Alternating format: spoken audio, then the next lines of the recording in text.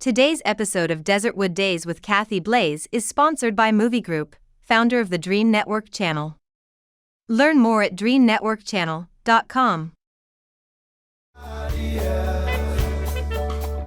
I wanna visit all the places nobody goes. I wanna teach all the things that nobody knows. I wanna grow wings, leave the coop, learn to fly. Bungee jump from the tallest building in Dubai. I wanna fly around town in my UFO. I wanna eat real food, not the GMOs. I wanna make moves, call the shots like the boss. I wanna love like I never lost. Welcome back to Desertwood Days, and I am your host, Kathy Blaze. Do you ever have one of those days when you just want to laugh? Well, today is one of those days. Let's welcome Mr. Adam Hadlock. Hello there. Hi, how are you? Good. So good to meet you. Thank you for Such a having me pleasure. on. We have the Meaty Stallion in the house. Yes. Thanks for joining us today. No problem. The Meaty Stallion. Yeah, it's my stage name. Where did that come from? It's actually a nickname that my girlfriend gave me. Okay. I didn't like it at first, and then I figured I can't win this one with her, so might as well just embrace it, and got me some logos. And being called a stallion is all that, okay? Right. And then the meaty part with it, and yum. Yes. So that's a good name. I love it. Yeah. So thank your girlfriend for that. Oh, I do. So Adam, welcome here on the set of Desertwood Days. I know that I've seen you working out there in the community, doing your TikTok videos. You got this band crew you're working with. Oh, yeah. You guys do some really funny things. How is that different for you than working, say, doing stand-up? Oh, it's completely different. I'm new to that part of the game, but we have a really awesome team that goes hard in the paint with all the content we put out. We're just trying something different. Yeah. You know, it's so hard to get booked and get people to see you. Sometimes you can just put out content, and I've seen it happen with comedians where they just constantly put out content, and then all of a sudden they're getting booked without that person ever seeing them actually do stand-up. So I'm just trying to take it from all angles. And but as far as it being new, like it's almost like a full-time job. Yes. You know. Well, that part is almost a full-time job. Yeah. Recording, getting prepared, creating the content and all that. Just ask our team here. Definitely. It's a lot of work. Yeah, the engagement alone, just having to be on social media. Because I was, somebody that kind of just, when I was bored, I'd pull it up. But now it's like, I do have to like everybody's post. I do have to, support my people, my team. And so, I've seen you and your crew out there doing these videos on TikTok and social media. What is the difference for you with doing that and versus stand-up? Oh, it's so much more work. I'm blessed to have a great team around me that really, we support each other, we push each other, we hold each other accountable. But it's almost like a full-time job, just, having to engage in social media, have to constantly put out content. Yeah. I learned how to edit videos on TikTok now. I feel all fancy. I'm like, look at me using sound. So you know what, and every little new thing you learn is so important to your success. Right. I mean, being able to get those videos out and not have to wait on someone else to edit it for you. I mean, you can just get it done and blow them out. I love that. And I love that you guys are doing that. How has this been for you for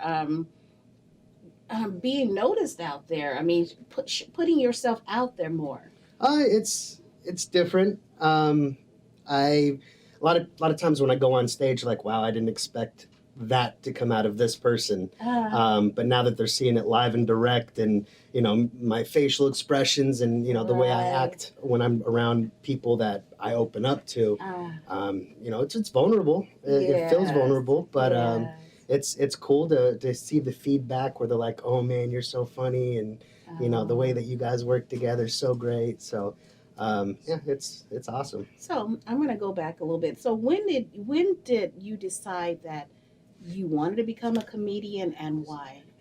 So I've always thought of the idea, but I mean, when I was 19, I got this big corporate job, and didn't really allow the flexibility to be that type of entrepreneur and go out and do my own thing. But when I left that job, I was like, all right, I'll tamper with the idea. And I just started writing, but I never acted on it. And then for whatever reason, one of my friends signed me up for a open mic. And he's like, you're going to be here on next Tuesday. You're going to be on this mic. I know you can do it. So I went and I did it, and I bombed.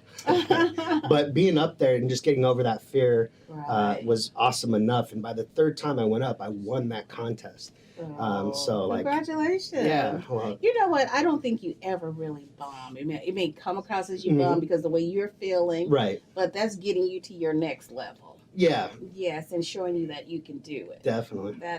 That's the way I take it. I mean, I've done things and I felt horrible. I'm like, I didn't do good.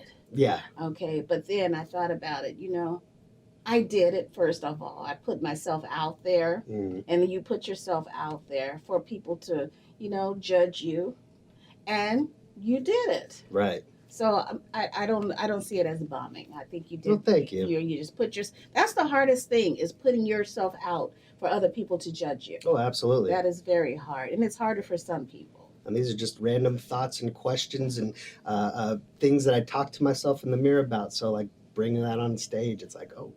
So I ask this question a lot, and I get so many different answers. What is your style of a comedian, or where do you get your material from? Most of mine is legit, honest, real life experiences. That's why I have so much about my girlfriend in there. I think she's way funnier than me. All right, she's been a bartender for a very long time. She's quick off the cuff. I'm trying to get her to do stand up, but she provides me so much material just with our engagement together at home, where it's like, what are you saying? So my style is mostly like cynical, a little sarcastic. I like to play devil's advocate on situations where people just automatically think one way. Oh, So. Okay. So you have someone. It sounds like you have a really great support system. Oh yeah. Which is really good. So where do you want to take this? Where do you see yourself in 5 years? In 5 years in comedy, I'm hoping to be traveling. I'm not saying I need to be in theaters or arenas. Just being able to do this for a living, if this could cover my bills and I'm doing something that I love, that's where I want to be. That's the key right there. Something you love. Right. Yeah. Right. Not something that we have to do. Something that you love, and I love hearing that. Definitely. And if you make your audience happy, you're gonna be there. Oh yeah. There's nothing better than after a show and sitting at the door and people are like, "Oh, you did so great," and I love that feeling. Yes. Tell me. I mean, I know you haven't been doing this very long. Right. Tell me about one of your most memorable moments. So I have a bit where it's a little inappropriate, talking about some personal things with my girlfriend, and her parents were there. And I already had it written down. I already prepared for it, and they showed up last second. It's like, okay, well, here we go.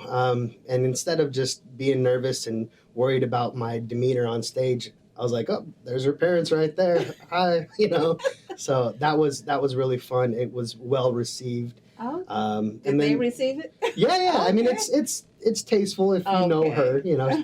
They raised her. They know the kind of crazy people we are. So, yeah, it was very nerve-wracking at first, but got through it. But you did it. Yeah.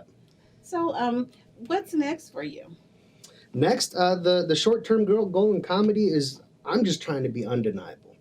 I want to be undeniably funny, universally funny, because I really believe if you're not reading a room and you're bombing, even if it's it could be funny stuff for a different room, but if you're reading the audience and you're able to be universally funny to any kind of group that's in there, that's what I'm working on. Also, just getting the following up on my social medias, because when you reach out to other places out of state to try to get booked, that's one of the first questions they ask you: how many followers do you have on Instagram? And I'm like, I just have Facebook. So I had to open up an Instagram, I had to open up a TikTok, and Yes, there's so many people that are they're like anti-social media. Yeah. Yeah, but you know what? If you're in this business, That's your resume. that's your resume, Yeah. and it's sad to say, but that's what this world has come to. Social media. Yeah, but it is a job, I'll tell you. So, do you manage your own social media? I do, for the time being. My girlfriend is very close to taking over it because she's like, you don't post enough, you don't do this enough. I'm like, well, what would I even say? You know, I don't want to brag about myself or just constantly, you know, put out videos thinking, you know, look how great I am. And Adam Hadlock. So, Adam, we were talking about social media, and I really want to touch a little more on that topic because, you know, some people that are in this industry, whether it's filmmakers, actors, performers, comedians, some of them don't get how important social media is to I'm going to say to their career. Oh, yeah. Because I believe we were talking earlier, you mentioned how someone found you via your social media and booked you for that. Could you talk a little bit about that? Yeah, I mean, just putting out, when I put out a clip, I have a lot of comedian friends and friends of comedian friends. Some of them are bookers, some of them are showrunners, and just by putting out some of my material, I've gotten booked at House of Comedy, you know, 2-3 times now. Wonderful. There's a really viral comedian in our industry named Ruben Bugion, and never met him before, and he saw one of my videos, and he's like, hey, I'm putting on this big show with really good headliners. I want you to come with me. So yeah, it's awesome. So important. Yes, it is. That is awesome. So the MEATY Stallion, does that get you more, did that get you noticed more because of that name? Because of the name, I feel like I get more attention when I get on stage. Oh, okay. For instance, I did a birthday party where not everybody was there for comedy. They were more for the birthday boy. And the comedians were struggling. Everyone was just kind of talking amongst themselves. But as soon as I walked up looking like Run to the Buffet Line DMC, and I got MEATY Stallion on my back, everyone kind of locked eyes and was like, all right. That was funny. Yeah. I love that. So you know what? And that is another key thing. I preach making sure you look your brand, you walk your brand, you promote your brand. And that is what you just stated. Yeah. You went there as a MEATY Stallion. You went there and you just turn things around. Absolutely. I call this my bat suit. Yeah, okay. You know, and every time I put it on, I know it's like, all right, you're on now. What is it? Was it the Kango that Run DMC used to wear also? Yes. Yeah, okay, you're missing your Kango Yeah. though, but you can't mess up that fly hairstyle, Yeah, huh? I know. So, as a comedian, has there ever been a time that you got on stage and you just didn't feel funny? It was actually my first time headlining at a big club, an actual comedy club. I got on stage and I knew it was off right away. I got up there and, you know, did my little opening bit about the MEATY Stallion.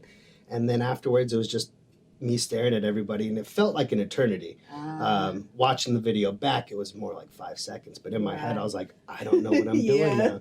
And then after that, all I was thinking about was, you know, what I just did, and then my cadence was off. I was stepping on jokes. It was bad, but live and you learn. Do you know what caused that? I think I just let the pressure get to me. It was my first headlining, your first time doing, you know, 25 plus minutes on stage when you're used to doing, you know, 10 to 15. Right. And then the whole place was sold out for me. And it's in Gilbert. I live on the west side, so everyone's driving an hour and 20 minutes to see me. And yeah, it was just... So you had to take that long ride home. Oh, yeah. In a limo, though, thanks to my trophy wife. Okay, now. You know what? So in that case, how would you turn it around? Now thinking back, how would you turn it around? I think just having more experience now, I don't feel like I would ever run into that again. Everybody that has seen me, everyone has seen me now. This was early on in my comedy career, so everybody that was in that room has seen me. I'm not worried about, you know, trying to show off for my friends and being like, look what I've been doing.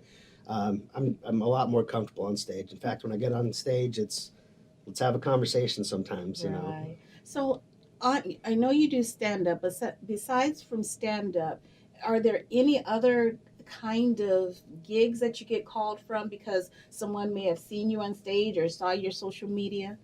Just skits. They call them reels. The Uh-huh. kids these days call them Uh-huh. reels. But do you ever get like private gigs? So when you come to a private gig and do your jokes or Yeah, anything? I've gotten booked to do a private anniversary party Okay. as a DJ slash comedian. Uh-huh. And then I've also done karaoke hosting at Okay. a restaurant. They're just like, oh, and it's a really cool restaurant. Usually they have a drag queen that does the karaoke for them, but she was off, so they're like, oh, Okay. let's bring in a comedian. And Okay. so yeah, it's opened up opportunities that I've never experienced before. Never thought I would be hosting a karaoke Right. show. And that's what you want. You Yeah. want to expand your resume. Definitely. Right. You just don't want to do, stand up, maybe your meat and potatoes, but you want to be able to branch off to other areas also. Growing up, who was your favorite comedian, celebrity comedian? Oh, well, definitely growing up, the first comedian I knew of was Bob Saget because America's Funniest Home Videos was my Right. favorite show ever. But the first time I really was like, I want to do comedy, it was Ralphie May.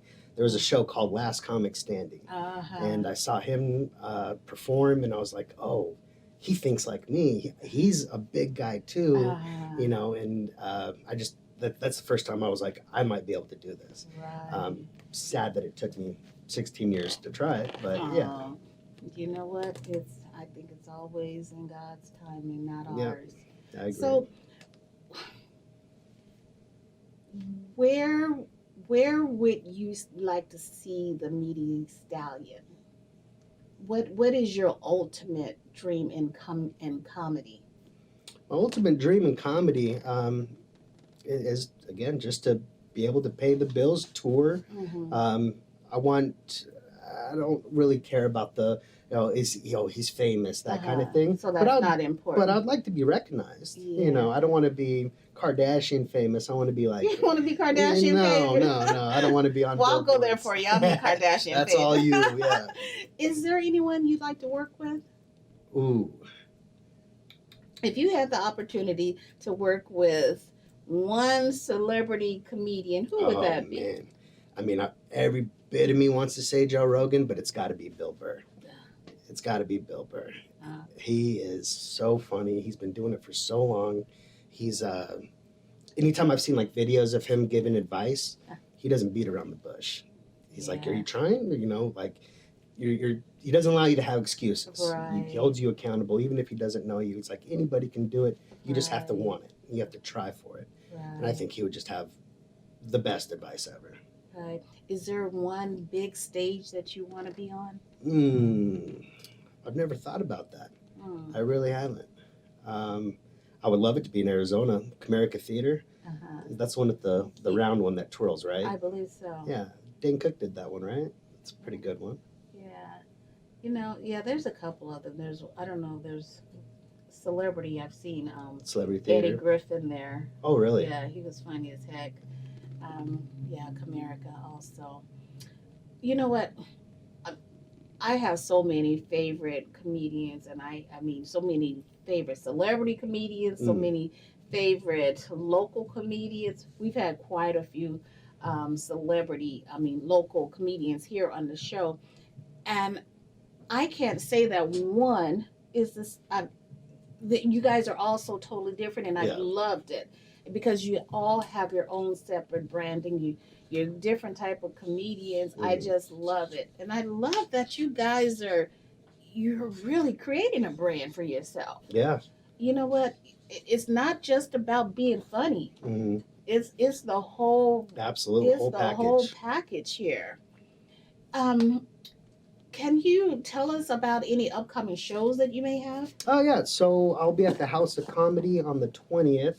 It's for this new show called Pick Your Punch. It's kind of audience involved. Oh. The comedians all write 3 to 5 punchlines. It could be, a coffee cup. Oh, okay. And then the audience pulls it out while you're on stage and says, oh, make a joke about this, make a joke about Okay. that.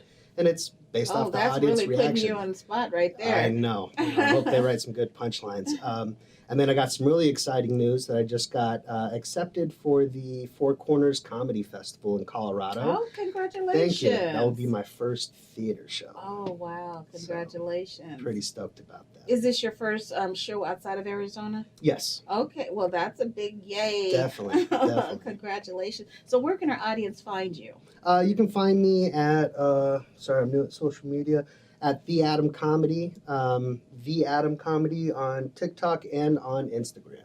Okay. I'll be posting all my shows, upcoming shows there, so hit that like and follow. Wonderful. Yeah. It was such a pleasure having you here today. Pleasure being here. Look up the Meaty Stallion.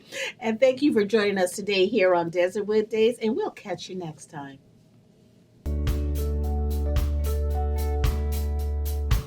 Today's episode of Desertwood Days with Kathy Blaze was sponsored by Movie Group. Visit them at DreamNetworkChannel.com.